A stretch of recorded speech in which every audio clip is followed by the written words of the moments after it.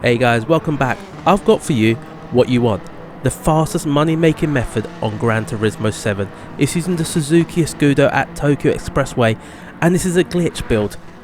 It's totally insane, and how you get this under 600 pp is totally bonkers, but it works, and it's under 23 minutes. I mean, if you don't make the mistakes I've made, you're going to be very close to 22 minutes. You can almost do this 3 times every hour. But before we get into it, do go down below in the comments and tell me what you think of this build, and tell me how you got on with it.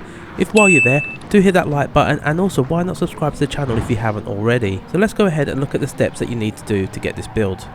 So the first thing you're going to do is you're going to need to buy the car. So head over to the Hagarty collection, and it's currently available in limited stock. It's a Suzuki Escudo. It's 1.7 million, but you're going to make this money back in absolute no time. So great investment, definitely go into it.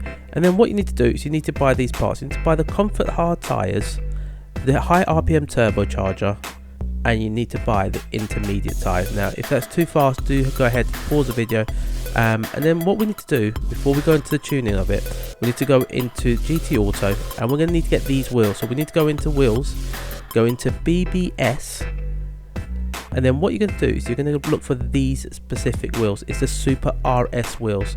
Once you're in there, you're going to need to change the rim size to 20 inches, and then you're going to change the offset to wide. That's what you need to do. You need to do that for this glitch to work. So I just fancy to have a look at the car. Nice little looker, nice livery. Then once you go in, you need to change the front tyres to Comfort Hard and the rears to the Racing Intermediates.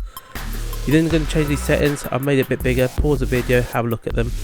And then once you've done that, we're going to change our downforce to 200 at the front and 700 at the rear. And we're going to add 1 kilogram of ballast. This is your gear tuning. Do pause and all of that. But that changing of the ballast is what's going to cause the glitch. Absolutely insane, and you will see it once you change it. But then we're going to go into the race itself, and with the race you do want to avoid any contact with the AI. Any contact is going to be bad. You might lose your clean race bonus. As you've seen there, I've just hit the brakes and tried to take it easy through those cars. Now once you're in, I've changed the torque distribution a little bit to the rear just to give it a bit more traction, but you're going to get to for P1 by the end of the straight, and this is with the wall ride, and this is where it's going to make all your time up. You need to be very careful and keep those revs high. So I've gone into 3rd gear very often, like you see here again, 3rd gear. 124 is where you need to change up to 4th gear. Same again with this section here. And when you're wall riding, you also don't want to go smashing into the wall at an awkward angle. You do want to go nice and gently. Now when we get to the end of the track, I've changed my brake balance to 2 to the rear, and you need to get this corner pretty spot on, because if you go past that white line there, you will lose your clean race bonus, and you don't want to do that. Just keep the car nice and tight and straighten it up as soon as you can, because as soon as the car is straight, you're going to put your foot down or you pull the trigger, and you're going to go flat out. It just gives you much better traction. At this point, I'm going to go into fuel mode 4. We're overtaking the pack on lap 4.